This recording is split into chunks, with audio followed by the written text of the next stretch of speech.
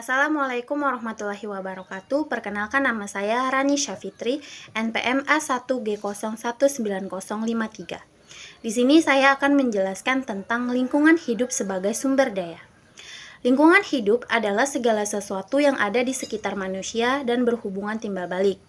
Lingkungan hidup adalah sistem yang merupakan kesatuan ruang antara makhluk hidup dan komponen abiotik lainnya. Interaksi antar lingkungan alamiah dan sekitarnya membentuk sistem ekologi atau yang dinamakan ekosistem. Kemudian unsur-unsur lingkungan hidup sebagai sumber daya terdiri dari 3 unsur, yakni yang pertama unsur biotik atau hayati, adalah semua makhluk hidup yang menempati bumi, seperti tumbuhan, hewan, dan manusia. Yang kedua yaitu unsur abiotik atau fisik.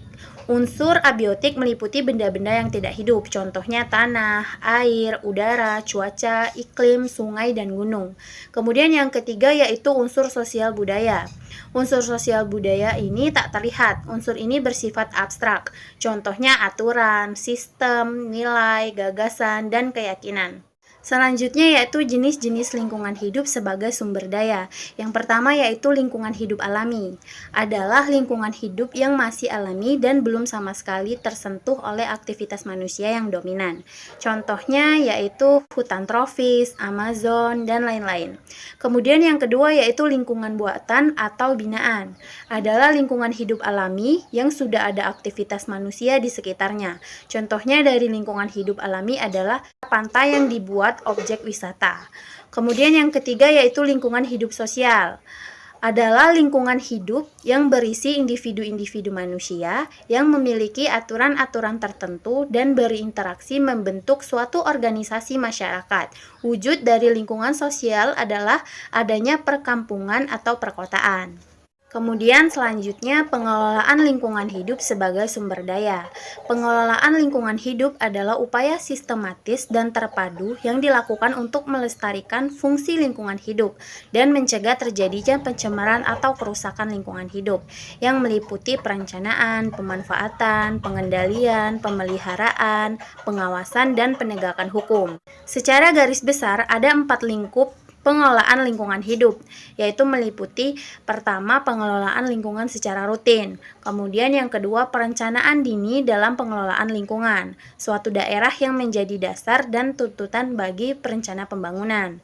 Kemudian yaitu perencanaan pengelolaan lingkungan berdasarkan perkiraan dampak lingkungan yang akan terjadi sebagai akibat suatu proyek pembangunan yang direncanakan.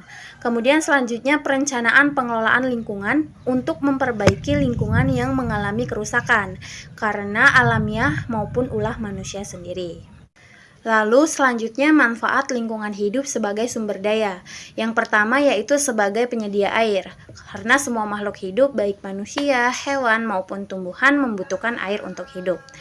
Yang kedua yaitu sebagai penyedia mikroorganisme, karena untuk menguraikan sisa-sisa makhluk hidup yang sudah mati melalui sebuah proses yang dilakukan oleh mikroorganisme. Yang ketiga yaitu sebagai penyedia oksigen. Setiap makhluk hidup pasti membutuhkan oksigen untuk bernapas.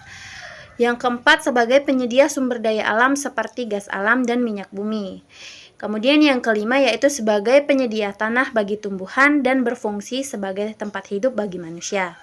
Selanjutnya yaitu sebagai sumber makanan, seperti unsur biotik dan unsur abiotik yang saling menguntungkan, seperti tumbuhan memerlukan cahaya matahari untuk berfotosintesis, hewan membutuhkan tumbuhan sebagai sumber makanan, serta manusia membutuhkan hewan dan tumbuhan sebagai sumber makanan.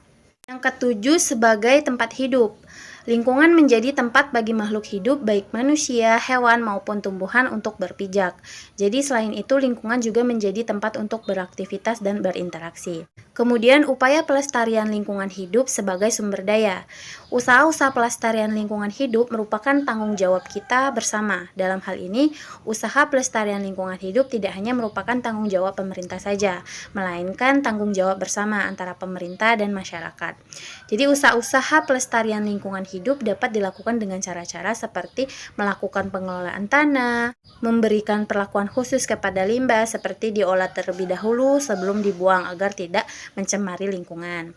Kemudian yaitu melakukan reboisasi, menciptakan dan menggunakan barang-barang hasil industri yang ramah lingkungan.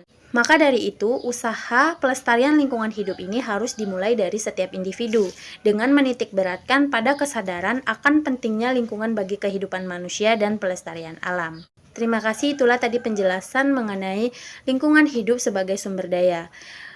Itu saja yang dapat saya sampaikan, kurang lebih saya mohon maaf. Terima kasih. Wassalamualaikum warahmatullahi wabarakatuh.